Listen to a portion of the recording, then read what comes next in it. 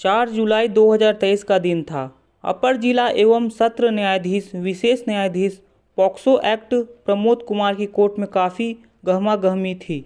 घटना होने के मात्र 116 दिनों बाद उस दिन एक ऐसे मामले में फैसला सुनाया जाता है जिसमें दोषी परवान चढ़ने से पहले ही ताड़-ताड़ हो गई। आइए कोर्ट का फैसला जानने से पहले इस मामले के बारे में जान लेते हैं।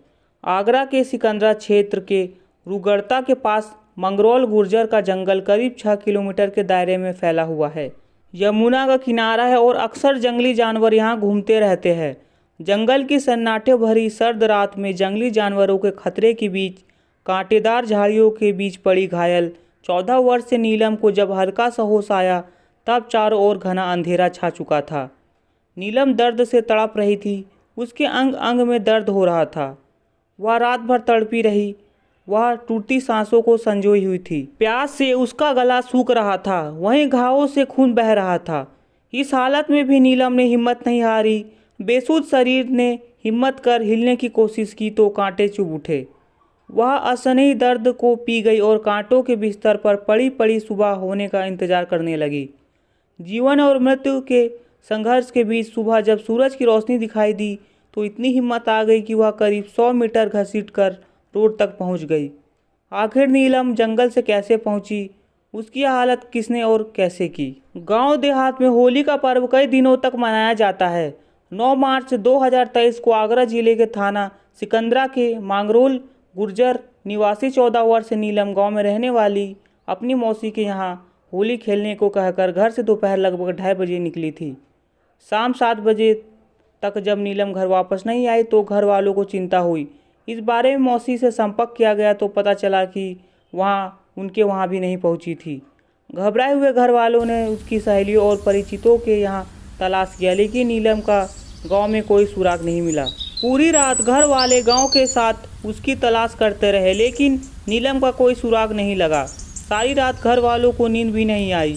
10 मार्च की सुबह 8 बजे पास ही गांव का रहने वाला सिक्योरिटी गार्ड जयप्रकाश ड्यूटी समाप्त करके अपने गांव जा रहा था।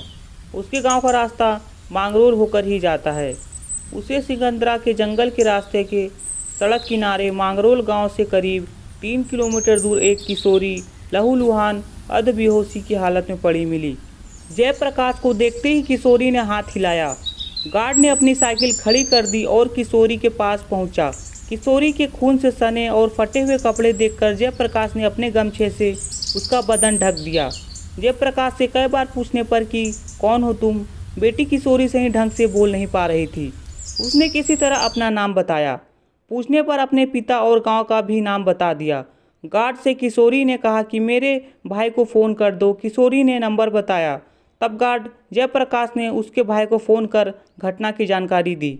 इसी बीच वहां से आ जा रहे राहगीर एकत्र हो गए। इस पर जयप्रकाश ने उसके घर फ़ोन कर दिया। जानकारी मिलते ही घर वाले घटनास्थल पर पहुंच गए। घर वालों ने पुलिस को भी नीलम के मिलने की जानकारी दे दी। कुछ ही देर में थाना सिकंदरा के SHO विकास कुमार भी पुलिस बल के साथ मौके पर पहुंच गए। सड़क से करीब 100 मीटर अंदर झाड़ी पर नीलम की चुन्नी पड़ी थी। पास में ही चप्पलें और कुछ कपड़े थे। उसकी आंख, नाक और सिर से खून बह रहा था। उसे कई बार उल्टियाँ भी हुई। गंभीर हालत को देखते हुए एम्बुलेंस बुलाकर नीलम को पहले जिला अस्पताल और बाद में आगरा के SN medical college and hospital की इमरजेंसी में भर्ती कराया गया था। घटनास्थल पर भी खून पड़ा था। फॉरेंसिक टीम को भी बुलाया गया। नीलम के चेहरे और गले पर खरोंची थी। उसका गला सूजा हुआ था जिससे वह बोल नहीं पा रही थी।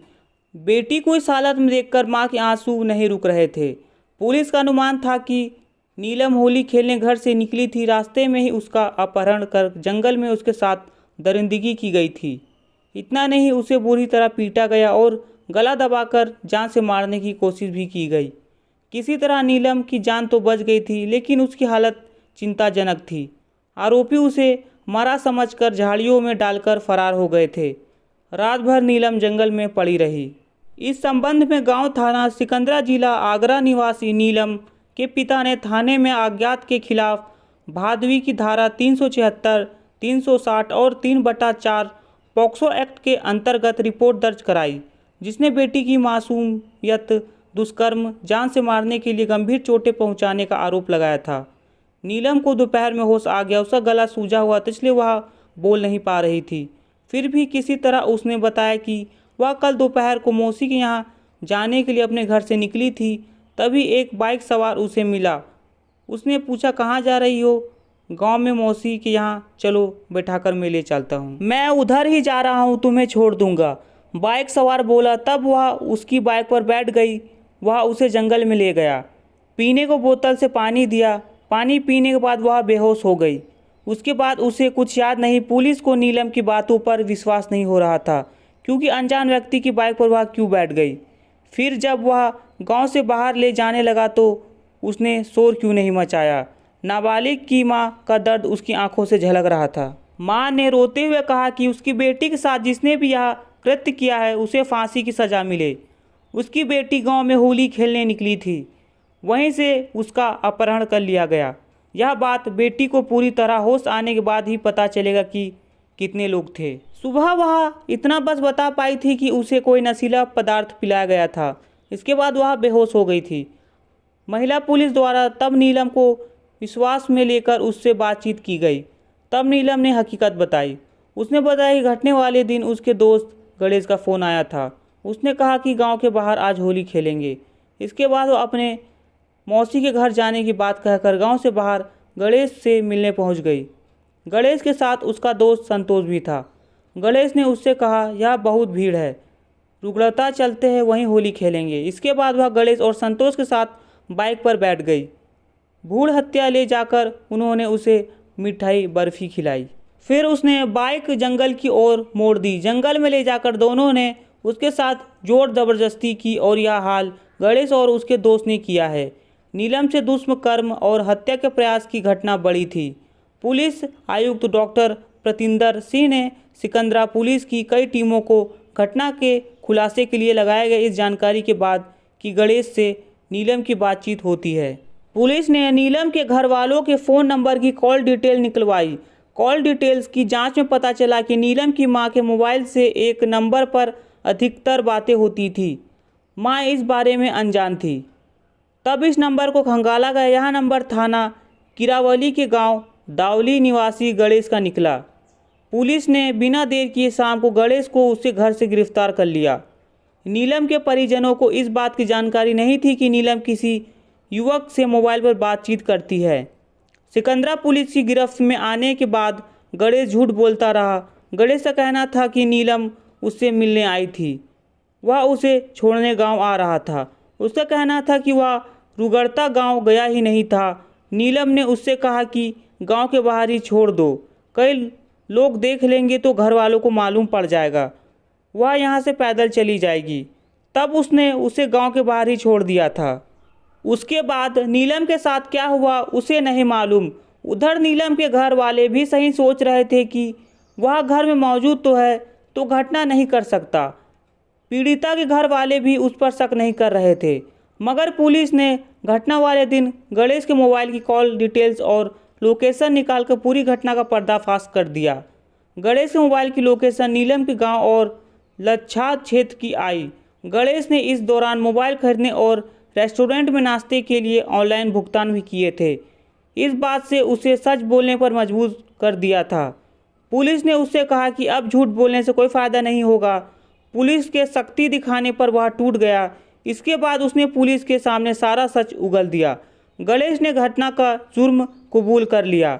उसने घटना में शामिल अपने गांव के दोस्त संतोष का नाम भी बताया। पुलिस ने उसके दोस्त संतोष को 11 मार्च 2023 को गिरफ्तार कर लिया। दोनों से पूछताछ के बाद घटना की जो कहानी सामने आई वह इस प्रकार निकली। गणेश नीलम के गांव मांगरोल गुजर में अपनी रिश्तेदारी में आया जाया करता था। नीलम से 6 महीने पहले उसकी दोस्ती हुई थी। एक दिन नीलम अपनी मौसी के घर जा रही थी। गणेश की नज़र उस पर पड़ी। वह नीलम की खूबसूरती पर लट्टू हो गया। उसने पहली बार में ही उसे अपना दिल में बसा लिया। नीलम को भी इस बात का एहसास हो गया कि युवक उसे चाहता भरी नज़रों से देख रहा है। 24 वर्षीय गणेश कसी हुई कद काठी का जवान युवक था। उसे देखकर 14 वर्षीय नीलम का दिल भी तेजी से धड़कने लगा था। दोनों ने एक दूसरे को पीछे मुड़कर कई बार देखा। गणेश जब भी नीलम के गांव जाता उसकी मुलाकात नीलम से हो जाती। दोनों ही एक दूसरे को देखकर मुस्कुरा देते थे। जब दो युवा मिलते तो जिंदगी में नया रंग खुलने लगता है। दोनों एक दूसरे से प्यार का इजहार करना चाहते थे। आखिर एक दिन गणेश को मौका मिल ही गया। गणेश बाइक से नीलम के घर के सामने से निकल रहा था। उस समय वह अपने घर के दरवाजे पर खड़ी थी। नीलम को देखते ही गणेश ने चुपचाप एक पर्ची गिरा दी। नीलम ने वह पर्ची उठाकर अपने पास रख ली। उसने घर जाकर एकांत में पर्ची खोली तो उसमें एक मोबाइल नंबर लिखा था। नीलम समझ गई कि यह नंबर उसी युवक का है। उसने बिना देर किए उस नंबर को मिलाया। दूसरी ओर से हेलो की आवाज़ आई तो नीलम ने कहा, मैं नीलम बोल रही हूँ, आप कौन? नीलम का नाम सुनते ही गणेश खुश हो गया। वह बोला, मैं गणेश बोल रहा हूँ। आपके गांव में मेरी रिश्तेदारी है, इसलिए वहाँ आता जाता रहता हूँ। आपको जब से देखा है तब से बात करने का मन कर रहा था, इसलिए पर्ची पर अपना मोबाइल नंबर लिख दिया था।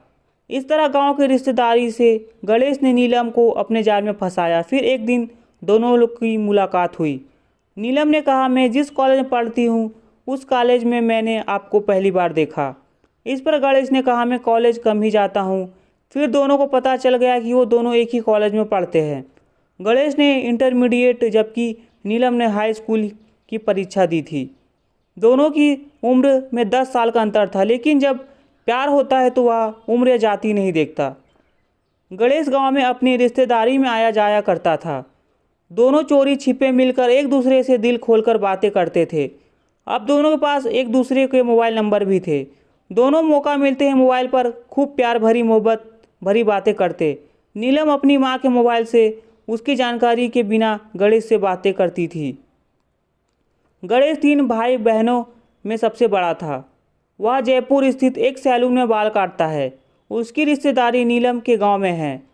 वह जब भी अपने गांव आता तो मांगरोल गुजर गांव में अपनी रिश्तेदारी में भी आया जाया करता था। 12 फरवरी को इंटरमीडिएट की परीक्षा देने आया था। 3 मार्च तक वहीं रुका था। इसके बाद वह अपने काम जयपुर चला गया। होली पर वह 7 मार्च 2023 को अपने गांव फिर आया था। 9 मार्च को गणेश की नीलम से बाइक पर घुमाने की बात चली। तब नीलम अपनी मां से मौसी के यहाँ होली खेलने की बात कहकर घर से निकल गई थी। गणेश अपने गांव के ही 23 वर्ष दोस्त संतोष के साथ नीलम को बाइक से रुगड़ता घुमाने ले गया। जाते समय मांगरोल के जंगल में गणेश और उसके दोस्त संतोष ने शराब पार्टी की। इसके लिए वो घर से ही शराब की बोतल लेकर आए थे। इसके बाद गणेश और संतोष उसे बाइक से रुगड़ता ले गए। वहाँ एक रेस्टोरेंट में नाश्ता किया। नीलम अपनी माँ के मोबाइल से चोरी छिपे गणेश से बात करती रहती थी। बात करने में आसानी रहे इसलिए गणेश ने नीलम को एक मोबाइल और सिम भी दे दिया। शाम को गांव लौटते समय दोनों दोस्तों गणेश और संतोष की नीयत में खोट आ गई। वे नीलम को जंगल में खींचकर ले गए। गणेश और दोस्तों ने नीलम के साथ रेप किया। मनमानी करने के बाद उन्हें लग रहा था कि नीलम गांव में जाकर सब कुछ बता देगी। इसके बाद दोनों ने उसकी हत्या कर 100 ठिकाने लगाने का निर्णय लिया। इसके लिए उसे उसी के दुपट्टे से उसका गला घोंट दिया। फिर से सिर पर कई बार टकराया। इतना ही नहीं, किशोरी के सिर पर ईंट से प्रहार किया। उसकी नाक, मुंह और आंखों से खून के ताबड़तोड़ प्रहार किए, जिससे आंख, नाक और मुंह से खून निकलने लगा। नीलम बेहोश हो गई।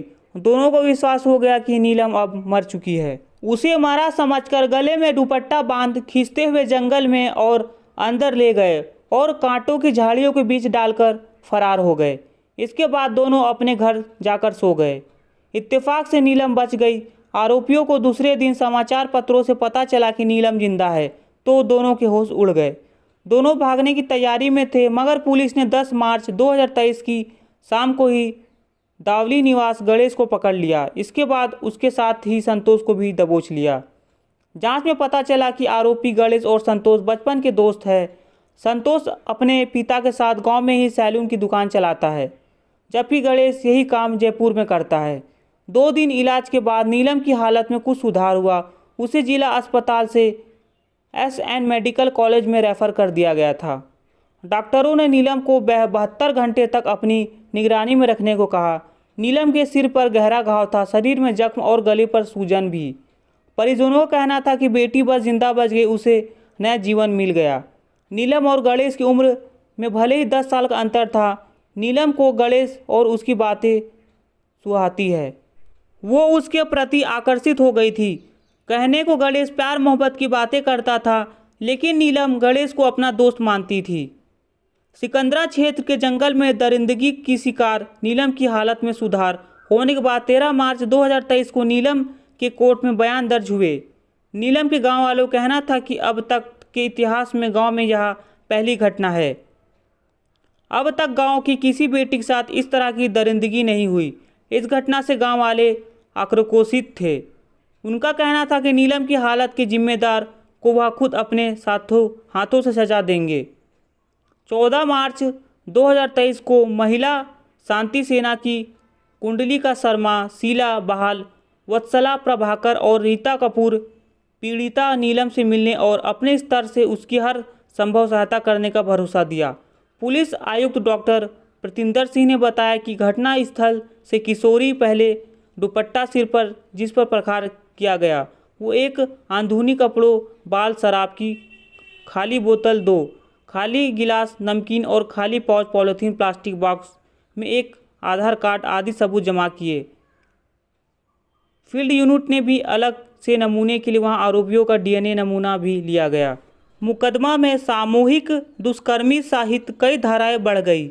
दोनों आरोपियों गणेश और संतोष के खिलाफ नाबालिग को बहला फुसलाकर अगवा करने की धारा 363, 366 और 373, हत्या का प्रयास धारा 307, गला घोंटकर जंगल में फेंककर साक्ष्य नष्ट करना धारा 201, आरोपियों का एक राय हो धारा 34 और बच्चों के प्रति लैंगिक अपराध की धारा 5/6 पॉक्सो एक्ट के तहत अभियोग दर्ज किया गया।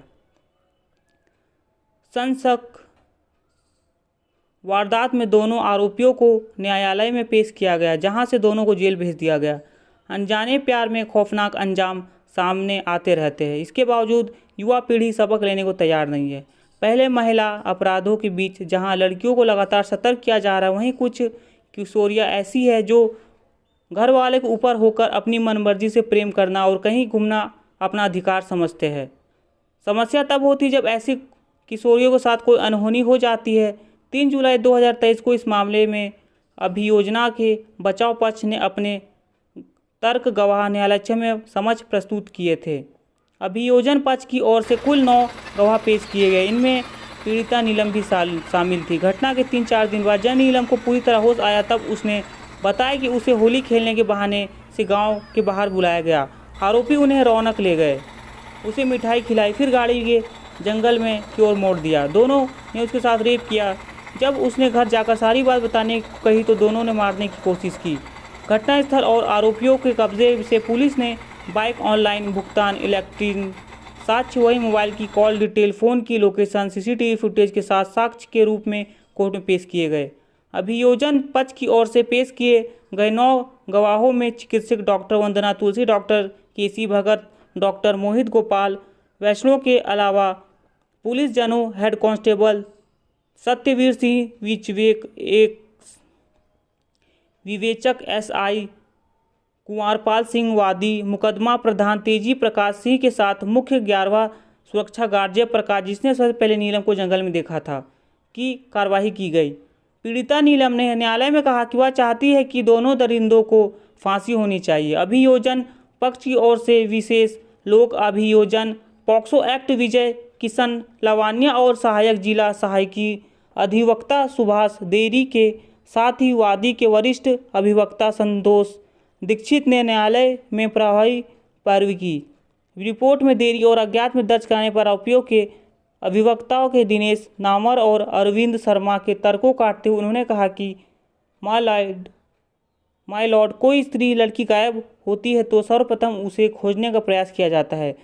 प्रयास विफल होने पर ही पुलिस को सूचना दी जाती है। लड़की के मामले में संबंधित परिवार के साथ सामाजिक निंदा और अपमान का प्रश्न भी खड़ा हो जाता है। ऐसी स्थिति में रिपोर्ट में देरी होना स्वाभाविक है।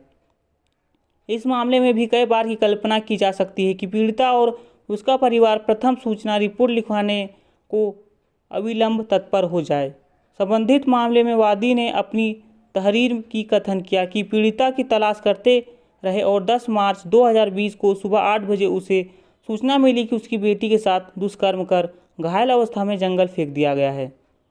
8 बजे सूचना मिलने के बाद उसी दिन 10:34 पर थाने पर तहरीर देकर प्रथम सूचना रिपोर्ट दर्ज करा दी गई थी।